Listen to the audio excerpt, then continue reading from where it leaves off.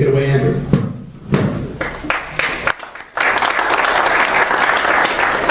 Started spreading the news.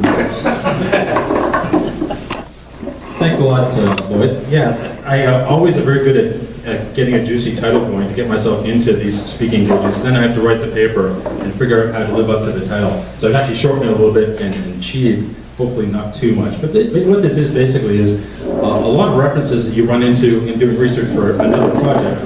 In my case, a book on the NHL and its business history.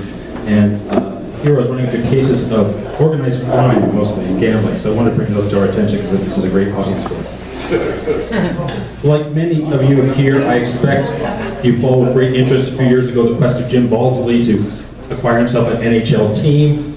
Pittsburgh Penguins, Nashville Predators, Phoenix Coyotes were all in his sights, probably some other teams too. But he couldn't close those deals. And by the third round, he'd alienated the NHL governors to the point where they rejected him personally under a league bylaw that ostensibly requires applicants to be of good character and integrity. And this was galling for Balsley, who responded, I think quite rightly, the NHL has long tolerated indicted and even convicted criminals among its ranks. He was right.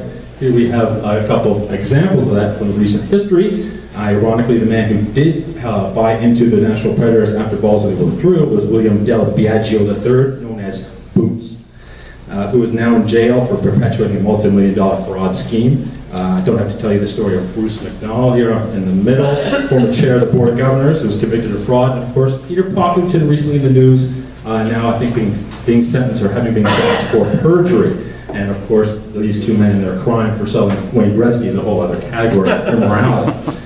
But you may also know, from if you've read about this, that this connection between crime and the NHL goes a little bit further back.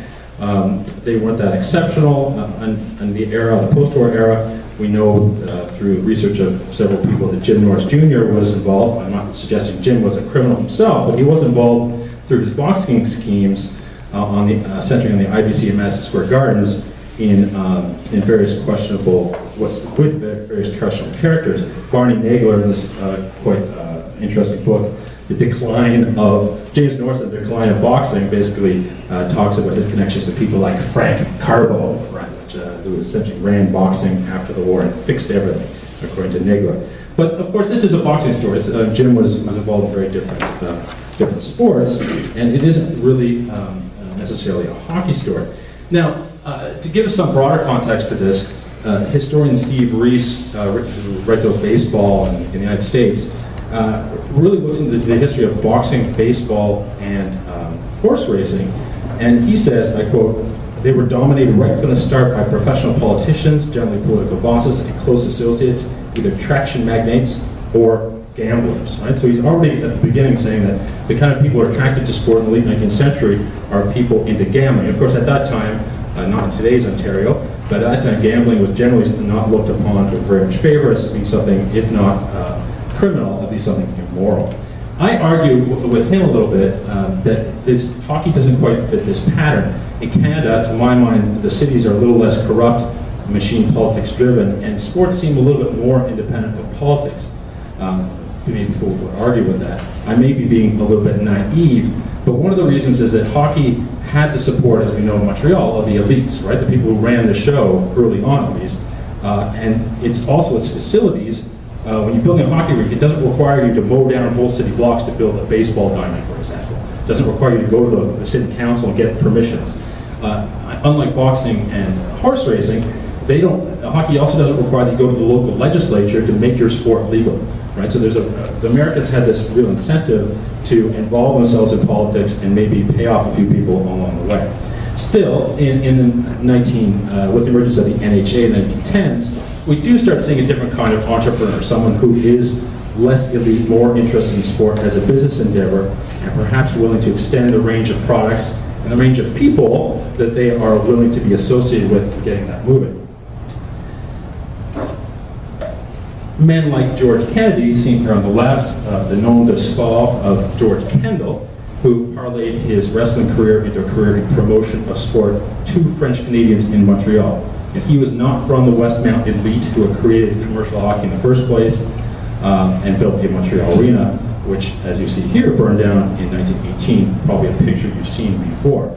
Now, Kennedy obtained control of the Habs in 1910, and after the arena burned down, he teamed up with another local sports promoter named Tom Duggan, here on the right, who to build a new ring. This is the Mount Royal Arena seen on the bottom. Duggan's background was a little more interesting. I think he was a lawyer, although solid information on him is hard to come by. He was involved in horse racing, and by being involved in horse racing, that meant you were involved in gambling. He was the secretary of the Back River Jockey Club, which operated the Mount Royal course around Montreal, and he had a few other investments in other tracks that had American connections as well. And together with Kennedy, they planted this new Mount Royal Arena, not in Westmount, right, where the old Center of the Elite, but in the heart of East End Plateau area of Montreal, primarily French Canadian and Jewish working class neighborhood. So looking for a different class, perhaps, of customer. Duggan also, you may know, tried to get an English team resuscitated to replace the defunct Wanderers, and he wanted to get the Wanderers and the Canadiens into the same arena, but the NHL directors had other ideas. Duggan did not give up. He went after the Quebec Bulldogs. It's probably in Mark's book. And then after the Canadiens, when Kennedy died in 1921. Now, he did not succeed in getting hold of the Canadiens. Instead, the team went to a group of local promoters who also with sports connections, and these are Leo Dondurant and Joe Kateranich, pictured here with the old Marines player Dunk Monroe. Kateranich and Dondurant were known by their business title often as Costello, had started out as players and organizers. Kateranich had played in the first year of the Montreal that Canadian season, but by 1921 were mainly known for their tobacco wholesaling business and the operation of betting concessions at Montreal area horse racing tracks. And these parks were Kempton Park and De La Riviere. More on these two guys a little bit later. Let's go back to Duggan. Duggan had been stifled here in Quebec and in Montreal, so he did kind of a very entrepreneurial thing. He went to the NHL and said, how about we go to the United States? Now, this is an idea that had been kicking around with the Montreal big league hockey guys since before the war. You know, talking about Boston in 1913. And with Dondurant's help in 1923, he actually convinces Calder and the rest of them to give him options on 2 franchises in the United States. Now, the incentive to do this was a fear at some point that Eddie Livingstone or an American Luke would rise up and challenge the NHL. In fact, if they did not do this. So Duggan went down to Boston first, found some allies and some local writers from the Boston Post, who introduced him to this man here, Charles Francis Adams, who's probably well known to you as the longtime owner of the Boston Bruins. At that time, he was an amateur hockey impresario. He was owned a chain of grocery stores, had a lot of money, and was looking to very interested in hockey. He was also a director of the Boston Arena, which is where Duggan had targeted for his new team to play, and at least initially, Adams was successful in getting Duggan into the arena. And in fact, come up with a deal between themselves that Adams will go on to own the team in Boston. So it seemed pretty easy, and if it was because it didn't actually work out that way. It took a couple more years before Duggan could actually get hockey going. Because the NHL initially decided that he couldn't do one team, he had to do 2, New York and Boston at the same time.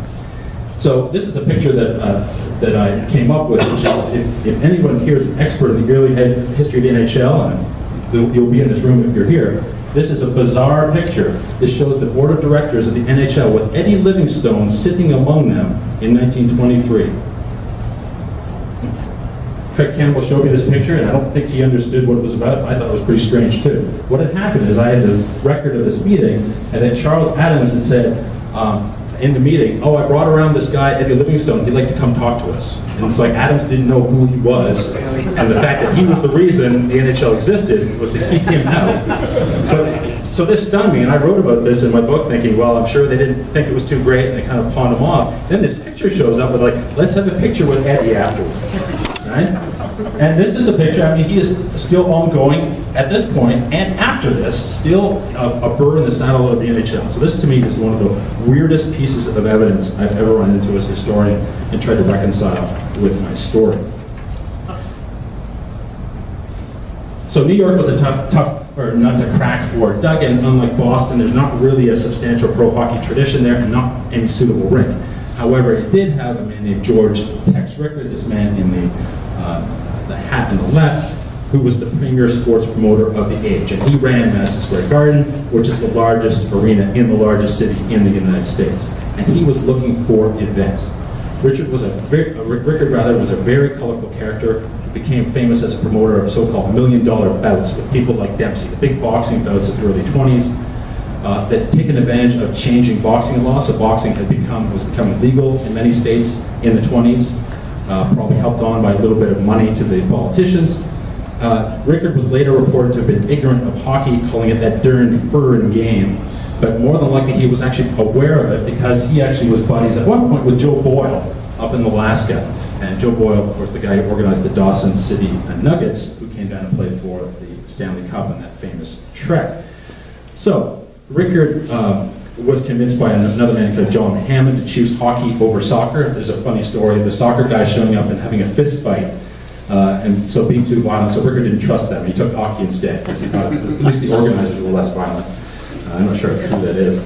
But Rickard was a pretty hard negotiator, and Duggan eventually had to agree to pay to install the ice, at least pay half of to install the ice at MSG. He had to agree to a very onerous lease and to give marketing control to Rickard, who would sell the team as Tex Rickard's New York Americans. This last element was probably a very good thing because Rickard was very good at selling things. Now, this doesn't solve Duggan's problem because he's a guy who's short of money. I have records that he was borrowing money in Montreal to pay for those options. So he needed an investor who could pay for the deal, the franchise, and a new team's expenses. And he found that man, some might say he found a sucker, in a guy named Bill Dwyer, who maybe know too. Bill Dwyer, is down here on the left, is an example of a close connection between sports, criminal activity-driven politics that Stephen Reese was talking about.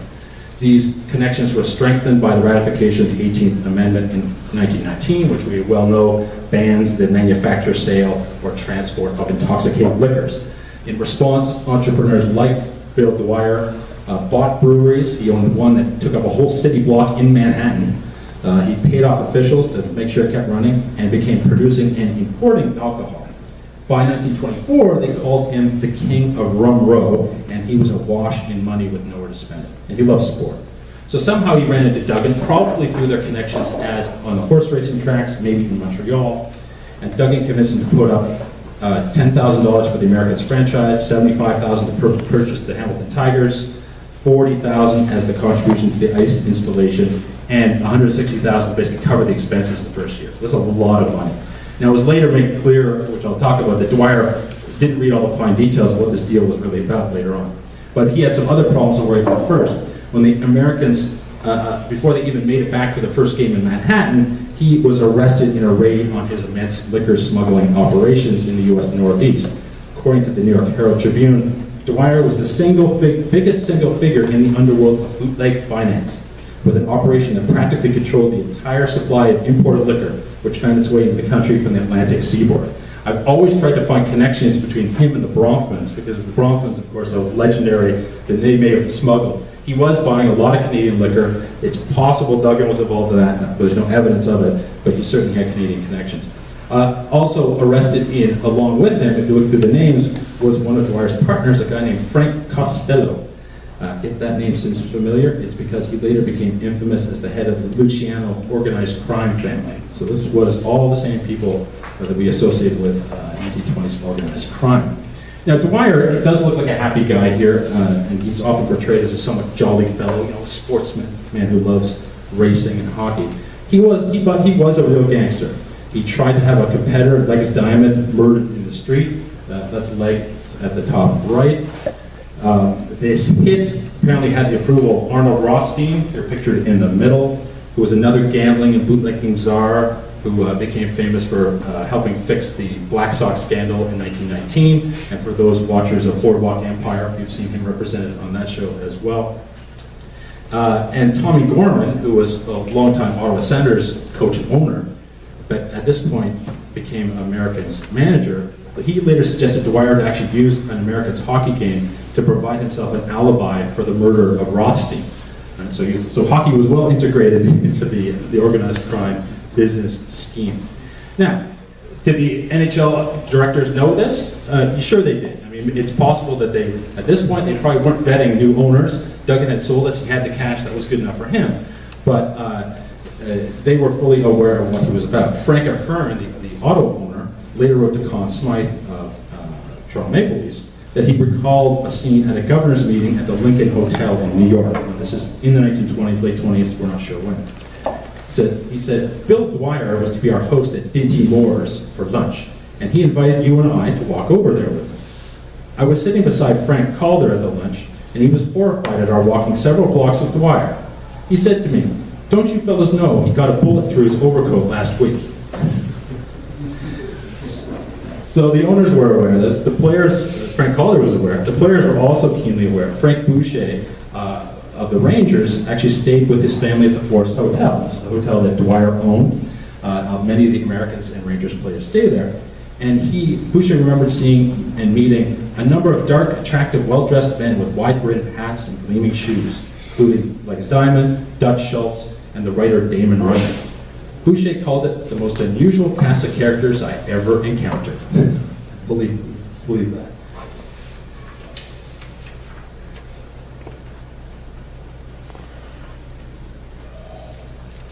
So after the 1925-26 season, Rickard had done such a good job promoting hockey, he decided he wanted his own team. Now the notion of territorial rights in the NHL was fixed by this point. Every team had its own city. The Montreal Canadiens got paid off by the Maroons for them moving in.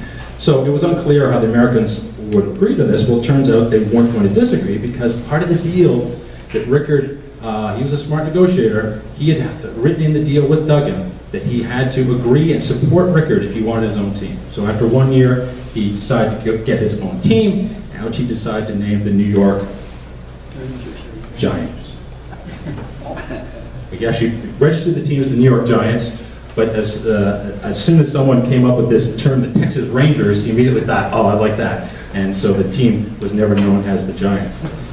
The Rickard also got the idea he could replicate this Madison Square Garden formula across the northeastern United States, right? You bring boxing, circus, 6-day bicycle riding, and a hockey team, put them in an arena, and plant those gardens around. First place he went to was Boston, Madison Square Garden, Boston Garden, but he also designs in Philadelphia, Detroit, and Chicago. Others had similar ideas. Here's Patty Harmon, who's a 6-day bicycle track promoter and owner, skating rink owner, who had money and plans for a new building, a giant Chicago stadium, which is down there on the right. And he saw this model as well and decided, I need a team to fill it. Either get a new franchise, which the NHL was doling out, or maybe get the Canadiens whom he had been attempting to move to Chicago. Now he soon found out that Rickard didn't agree with his plans, and there's a lot of back and forth in the press, them slagging each other about the various plans. But the fight went into the boardroom of the NHL, where Harmon and Rickard basically supported different franchise applications for Chicago to see if they get the team committed to their arena. Ottawa, Montreal, Canadiens, Toronto, and Americans supported Harmon's man, and the others all supported Rickard. So they actually divided the league. In the end, Rickard got his franchise, which soon went up in the hands of local coffee magnate Fred McLaughlin, who named them the Blackhawks, and McLaughlin staunchly resisted invitations to move to the stadium. Right? So right at the beginning, there was this problem. So Harmon forged ahead, and despite Rickard's attempts to waylay him, eventually got his stadium off the ground. Part of the problem seems to have been dealing with the unions, which of course in Chicago in the 1920s meant dealing with the mob, which is not too clear what was going on because it was suspected that Harmon himself was mob connected. And here's a very interesting story I dug up in the Queen's University archives. The only other person I can think might have read this will probably be Bill, if you read Mike Rodden's papers. I don't know if you have. Legendary sports reporter Baz O'Meara this is before he started writing, I think, was writing this letter to Mike Rodden, much later in the 50s to 60s. And he recalled when he was young, in the 20s, being asked by a couple of Ottawa priests of his acquaintance to go to Chicago to, quote, help Patty Harmon in hockey. So I guess to basically work him as a promotion guy, as a publicist. And this is what he writes. I went to Chicago and discovered that Harmon was being backed by Joe Kitaranich. I didn't like the setup, so I came home. However, Harmon paid all my expenses and gave me $100 to boot. It was there that I met Jim Norris Sr. He told me he was going to take control of the rink. It happened that way a few months afterwards. Harmon, it turned out, was a bit of a gangster. That was the era of Capone and Jake Lingle. So this is a fascinating story for which never heard before, and I have no way of really verifying a lot of it. O'Meara does mention in the course of this letter that he actually sat in a barber chair next to Al Capone. He said he wasn't much to look at. And Jake Lingle, that name probably not familiar to you, was actually a Chicago Daily Tribune reporter. He was gunned down in broad daylight in 1930, and people saw him because he covered the gang news, saw him as a bit of a journalistic martyr, but later turned out he was heavily involved in mob activities. And in fact, he was heavily involved with the hockey. Kitteridge and Danderan, at the same time, were running the pari-mutuel betting at a local Chicago racetrack, Washington Park. And apparently Lingle was communicating threats to them from Capone. So he was the mouthpiece of Capone, threatening Kitteridge and Danderan. Presumably Capone wanted to take over their operations or something, but so these guys were right in there. It's unclear what's going on, but this Montreal and Chicago connection obviously is pretty strong. There's also evidence that Kitteridge was lending money to Fred McLaughlin to make this even more convoluted. In any event, Harmon got his stadium open in 1929. As you see, the giant stadium to the right, the biggest one in the country at that point, with the famous organ there featured in the picture at the top. Of course, this was just in time for the Depression, and he'd failed to get the Hawks to play there, and this got him turfed from the presidency. And the man who pushed him was the one that O'Meara had mentioned, which was Jim Norris. Jim Norris, Harmon, the delays essentially forced him to sell more stock, and Norris was there. He'd become interested in buying, he had stock in Madison Square Garden, he was interested in stadiums, was gradually buying up stock to the point where he was able to push out Harmon. Now, Harmon's ouster actually has a mob angle itself. Harmon blamed the secretary-treasurer of the stadium, a man named Sidney Strotz, and tried to stipulate that Strotz not be appointed as his successor. When Strotz was given the general manager job, slightly different, the story took a turn that is stereotypical of this era in Chicago. Strotz went to dinner Sunday night at James Norris's Lake Forest home. And at some point in the dinner, the butler discovered a stick of dynamite in the living room. Experts later declared it was only a threat because there was no detonator cap, but police guards were still posted at the stadium and Norris's home. Norris and Strotz were appointed special policemen and allowed to carry pistols for self-defense. After the dynamite's discovery was followed by a kidnapping threat, Strotz basically decided it was wisest to resign. Now, it's not clear who's behind this, but Harmon and Strotz said, "Oh, it's not Harmon," but Harmon. It suggests that Harmon was more comfortable with the people with dynamite sticks than with hockey sticks. And after he was gone, the stadium did succeed in signing a deal with McLaughlin and the Blackhawks, and it was a pretty sweet deal for the Blackhawks too. So that was probably why he was pushed out. Okay, so my story is really much of the 20s, and there's more to say about later eras, but I want to just focus on that. Curiously enough, Duggan, Rickard, and Harmon died within 18 months of each other at the end of the 1920s. At the time of his death, Duggan had moved actually into greyhound racing and was a promoter for the International Greyhound Racing Association, which actually still exists today under a different name. It had been formed in 1926, and at one point had Al Capone as its president. So Rickard had also branched out into greyhounds, and this may have formed the basis for a continued relationship with Duggan. So maybe that they had actually known each other and worked on this himself. Perhaps even Capone was in there before he himself went to jail in the 30s. And now, I should follow up the story of Dwyer. Dwyer got out of jail after only 19 months. So he was the biggest bootlegger the United States had yet seen. He's in jail for a 2-year sentence. He claims ill health, gets out after 19 months, and returned to the helm of the Americans. Now, to outward appearances, he appeared to go straight, although he kept some of the same questionable company, including his lawyer, a guy named Joseph Shalik, who was a well-known defender of mobsters. Also, the new secretary of the Americans Hockey Club was a guy named Anthony Casino, who was indicted again in 1930 for smuggling liquor. So at least some of his associates were still in the game. Probably the best evidence that Dwyer went straight is that he was financially insecure throughout the 1930s. In 1924, I estimate his income was about $2.4 million, which is an immense amount of money at the time. And in the 1930s, the IRS, as you may be familiar with the story with Al Capone, started going after mobsters for their undeclared income. And so they actually got a judgment of an incredible $5 million against them, which I think was the biggest income tax judgment ever to that point. Dwyer, to run his hockey team and to run his tracks, was forced to borrow from Mervyn Dutton, his own player, and also from James Norris. James Norris was essentially the savior of many teams in the 1930s, including the Americans.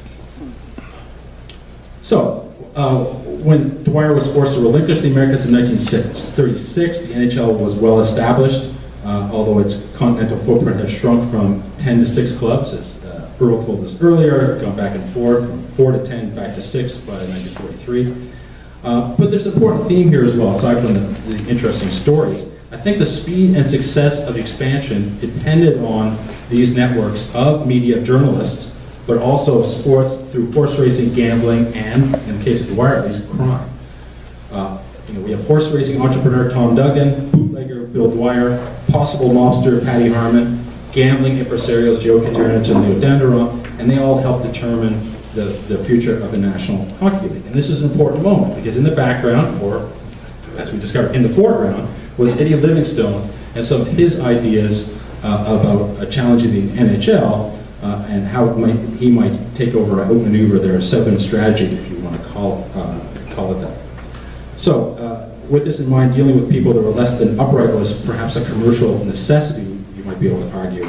And we may have seen that in subsequent expansion areas as well, right? Because these people have popped up when the NHL is keen to expand and not necessarily so keen to worry about where the money is coming from.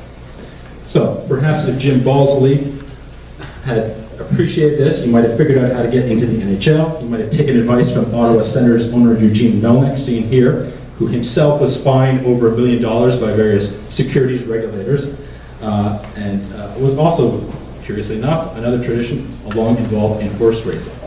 So I'll leave it at that. If you have any questions, I don't know how far I've run with time. Thank you.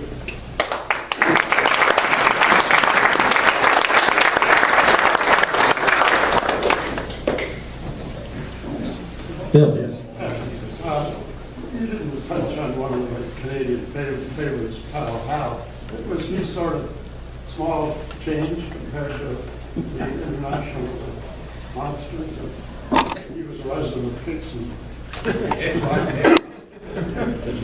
Just stole from his old We're talking about Harold Ballard here? Yeah. Yeah. Well, like I said, I kind of did a cursory jump back and focused really on the 1920s.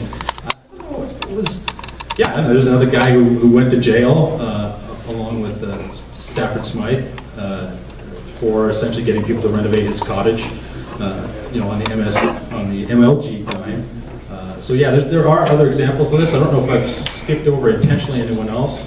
If anyone can come up with people who've actually gone to jail who are owners. Clarence Campbell didn't go to jail, but One day. Yeah, one day. So yeah, Clarence Campbell himself, who for influence peddling, I think he had a one-day sentence. Well, that guy recently, he was on TV, the Islander guy. Yeah, that Who didn't have any money. John Spano. Yeah, there's a few guys in the recent era too. Yeah, it's always with this question. did you do any research on Red Dutton? I know it's a little bit later than these guys. Was he relatively clean? I think so. Yeah, I mean, I've had some discussions with Maury about Dutton. He seems to know a lot more about Dutton afterwards. Dutton ran a construction business out west, had a lot of wartime contracts, and basically turned himself to that after the war. Yeah, I've never heard anything odd about him. He actually had to sue Dwyer to get his $20,000 back.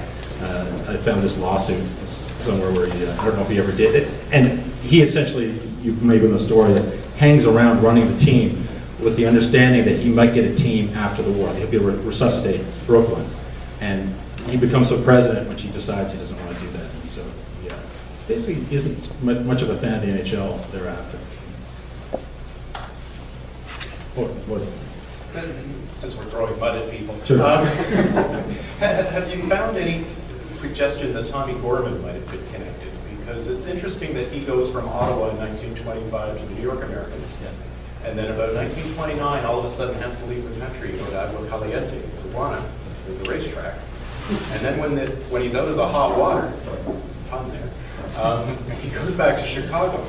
So he almost is going from Dwyer to, I don't know if Kateranich and his buddies were involved with Agua Caliente. I don't think so. I didn't But mention. ending up with McLaughlin in Chicago, it's an interesting trajectory. Yeah, in that period. it wasn't my talk. I don't think I said it out loud that his son says the reason he went to Chicago was to protect the Kateranich investment, the loan to McLaughlin. Now that's just him saying that. But you know, I guess he's saying I'm going to lend you money, but you have to hire Tommy Gorman so that you have a real guy running your team. Because you know McLaughlin's notorious for hiring incompetent people or vaguely competent people to And of course, you join have us. that connection with Kateranich. Yeah. If I had my druthers, I'd do a lot more research on the horse racing aspect because what's important though is it's a legal business in Canada, and it's one of these examples of what I call jurisdictional arbitrage, where Canadians figure out, oh, there's a business we do here in Canada. Americans think it's illegal. We will provide the expertise and/or the product. Of course, prohibition is one of those. BC Bud is one of those. Right? And in the 1910s, it's a horse racing gambling technology. So I didn't mention, but Kateranich and Denver actually own tracks, or I shouldn't say they own the tracks, they run the betting concessions in Cleveland, in New Orleans, I think in St. Louis, so that they're actually going around, and these wind up being often the places where NHL teams start running up. I don't know how legal or illegal it is. That's what's not clear to me. What I assume is happening is that they're running a legal business in Chicago, and Capone just wants in, Right. because gambling's the kind of business that you can launder a lot of money. It's also kind of old because Agua Caliente kind of existed because in Southern California you didn't have pari-mutuel betting. All of a sudden they legalized it at Hollywood Park in Santa Anita. Yeah. There's no need for Tijuana anymore, so Fatty Arbuckle isn't going there and Big Crosby isn't going there. Gordon can go back to hockey. Yeah. So because Gorman had never, can't remember Gorman's background in horse racing. But he probably would have been hired. I mean, Morenz used to go work at the Kateranich tracks in the summer. He worked as a cashier. And he later owned the track in what is now part of Gatineau. They're actually building houses on the track right now, but he and his sons later ran it, and that's where Doug Harvey worked as a security guard. But I was curious, my question is really, did they end up owning a lot in Canada as well? Because everything you've mentioned is in the US. Well, like I said, they got started around Montreal, and then they had one in Windsor, right? And what the Windsor track was like our present-day gambling in Ontario. It's set up across the border, and the Americans could come over and gamble bring the money here, and that attracted some very questionable American gambling horse racing guys. That's people I haven't investigated, but they're very interesting there. Yeah, so it was actually more American. They have more American tracks, or at least the gambling concessions, right? Right. I think that's what they had. Is they were hired because I think they had expertise about how to run a gambling operation. And a pari-mutuel one, which is one that is fair and transparent, as opposed to the old system, making up the odds. Did you find anything about Dwyer's involvement with the Brooklyn football Dodgers? He owned them at one point. Okay. Same time he had the Americans. Yeah, I don't know anything but that he owned them. Yeah, I didn't mention also, you might be aware that he essentially also owned the Pittsburgh Pirates of the NHL through Benny Leonard. Leonard the Magnificent. Boxer. A boxer who was the front for the organization, and probably was an investor, but the way in which he left the scene so quickly probably means it was all Dwyer's money. So what's interesting is that Dwyer was in some ways acting like Rickard, that these guys were actually trying to create little chains of arenas or teams in a way that is currently resisted. Like we don't, except MLS soccer, it's not allowed, and CFL, it's not allowed to own more than one team. And these guys are trying to essentially get around that by owning, in Rickard's case, owning the arenas. In Norris's case, right, Norris actually succeeds at it, but he has to run it through a couple of different fictions about who owns things into the 1950s. One more question, anybody? Okay, thanks a lot.